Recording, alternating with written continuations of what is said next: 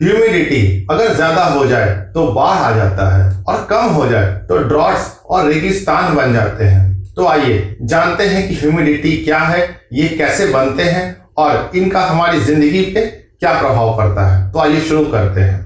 पहला सवाल है कि ह्यूमिडिटी क्या है।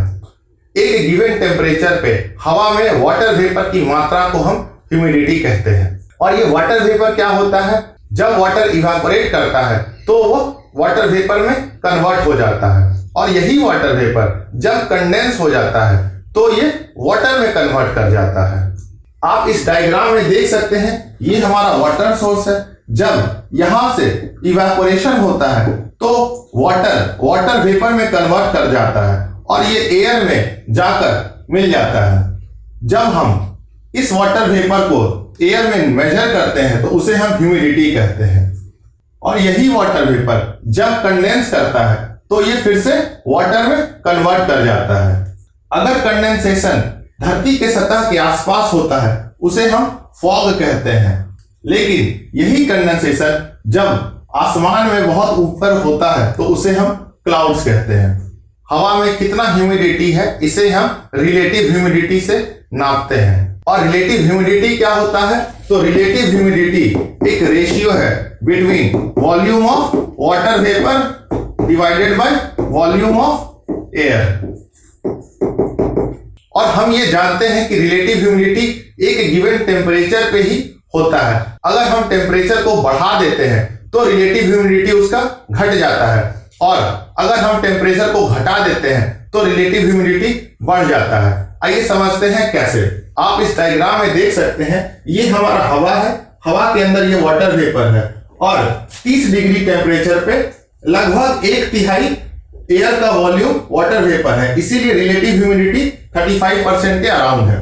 जब टेम्परेचर घटता है यानी कि जब 30 से 20 डिग्री टेम्परेचर होता है तो एयर जो है वो कंप्रेस होता है क्योंकि कूलिंग इफेक्ट हो रहा है, लेकिन वाटर वेपर कंप्रेस नहीं होता है। इसीलिए आप ये देखेंगे कि वाटर वेपर का वॉल्यूम या वेट सेम है लेकिन एयर का वॉल्यूम घट रहा है।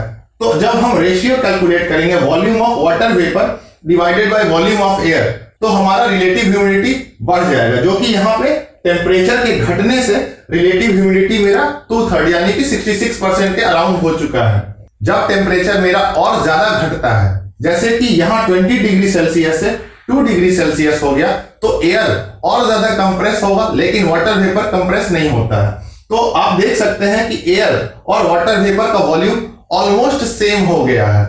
तो अगर हम यहां पर रिलेटिव ह्यूमिडिटी निकालेंगे जो कि volume of water vapour divided by volume of air है तो ये 100% आएगा।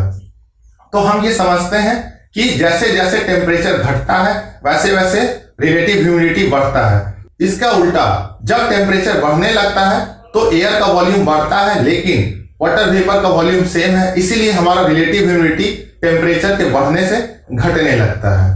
ये था पहला कंसेप्ट। दूसरा है कि जब रिलेटिव ह्यूमिडिटी 100% हो जाता है तो उस एयर को हम सैचुरेटेड एयर कहते हैं, यानी कि जब volume of water vapour and volume of air बराबर हो जाए तो वो हवा 100% सैचुरेट हो चुका है वाटर वेपर से, यानी कि उस हवा में पूरी तरीके से सिर्फ और सिर्फ वाटर वेपर का कंटेंट है। उसे हम ड्यू पॉइंट कहते हैं। जैसा कि आप यहां देख सकते हैं 2 डिग्री टेम्परेचर पे रिलेटिव ह्यूमिडिटी 100% है, यानी कि इस एयर का ड्यू पॉइंट 2 डिग्री सेल्सियस है, क्योंकि 2 डिग्री सेल्सियस पे एयर 100% सैचुरेट हो चुका है, रिलेटिव ह्यूमिडिटी 100% हो चुका है, यानी कि वॉल्यूम ऑफ एयर और वॉल्यूम ऑफ वाटर वेपर बिल्कुल सेम हो चुका है। इसे हम ड्यू पॉइंट कहते हैं जहां पे एयर 100% वाटर वेपर से सैचुरेट हो चुका है। लेकिन अगर यही एयर किसी और जगह पे चला जाए जहां पे उसका वाटर वेपर का कंटेंट ही इवापोरेशन के कारण कम है, तो जरूरी नहीं है कि 2 डिग्री सेल्सियस पे उसका ड्यू पॉइंट होगा। हो सकता है कि वहां पे और कूलिंग करना पड़ेगा ताकि हवा सैचुरेट हो सके। तो ड्यू पॉइंट एक जगह से दूसरे जगह तक बदलता रहता है। आइए अब हम ये समझते हैं कि जब एयर अपने ड्यू पॉइंट तक पहुंच जाए, अगर उसके बाद भी उसे और कंप्रेस किया जाए तो उसमें क्या होता है।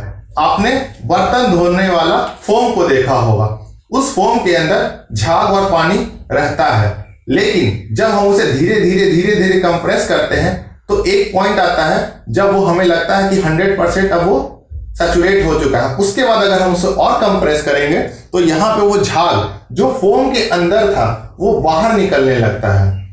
सेम चीज हमारा एयर और वाटर वेपर के अंदर होता है। जब तक एयर का वॉल्यूम वाटर वेपर के वॉल्यूम से ज्यादा या उसके बराबर तक है, तब तक जब तक एयर कंप्रेस हो रहा है तब तक वाटर वेपर अंदर में है, लेकिन वो बाहर हमें नहीं दिखता है। जैसे ही एयर 100% रिलेटिव ह्यूमिडिटी को अटेन करता है, यानी कि ड्यू पॉइंट को अटेन करता है, उसके बाद अगर एयर को और ज्यादा कंप्रेस करेंगे तो बर्तन धोने वाले फोम की तरह वाटर वेपर एयर के चारों ओर निकलने लगता है और वो कंडेंस होने लगता है। आइए देखते हैं कि कैसे। यहाँ पे ड्यू पॉइंट के ऊपर अगर यही हवा को हम और ऊपर लेकर जाएंगे तो ये हवा कम होने लगेगा, लेकिन वाटर वेपर का वॉल्यूम ज्यादा है, तो जितने भी एक्सेस वाटर वेपर हैं वो हवा के चारों ओर कंडेंस होने लगेंगे। जैसा कि यहाँ पे एयर पार्सल अगर ये है तो यहाँ पे ये कंडेंस होके यहाँ होगा। जैसे जैसे एयर पार्सल और ऊपर जाएगा तो ये कंडेंस होते होते बड़ा होगा, और ऊपर जाएगा तो ये और कंडेंस होते होते बड़ा हो जाएगा।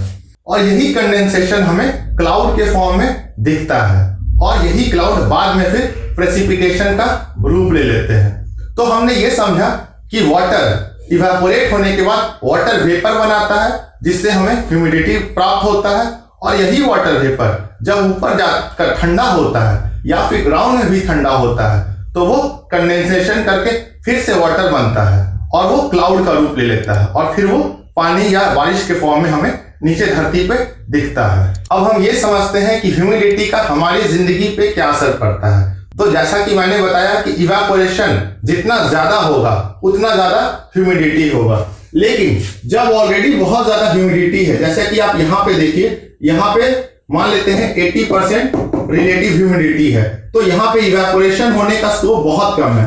लेकिन यहाँ पे अगर ह्यूमिडिटी मान लेते 40% है तो इवेपोरेशन का स्कोप हमारा ज्यादा है। इसीलिए जब रिलेटिव ह्यूमिडिटी कम होता है तो इवेपोरेशन ज्यादा होता है, और जब रिलेटिव ह्यूमिडिटी ज्यादा होता है तो इवेपोरेशन कम होता है। इसी के कारण कोई ऐसे प्लेस जैसे कि कोलकाता, जहां पे रिलेटिव ह्यूमिडिटी बहुत ज्यादा है, तो गर्मी के दिनों में पसीना हमारे शरीर से इवेपोरेट नहीं करता है, जिसके कारण हमें चिपचिपा शरीर लगता है और काम करने में बहुत मुश्किल होती है। इसके ऑपोजिट कोस्टल एरियाज में, जहां पे लैंड और सी ब्रीज हमेशा फ्लो कर रहे हैं, तो रिलेटिव ह्यूमिडिटी हमारा कम है। इस कारण इवेपोरेशन ज्यादा होता है और हमें कोस्टल एरियाज में अच्छा लगता है। इस कारण वहां पे टूरिज्म और डेवलपमेंट काफी ज्यादा होता है।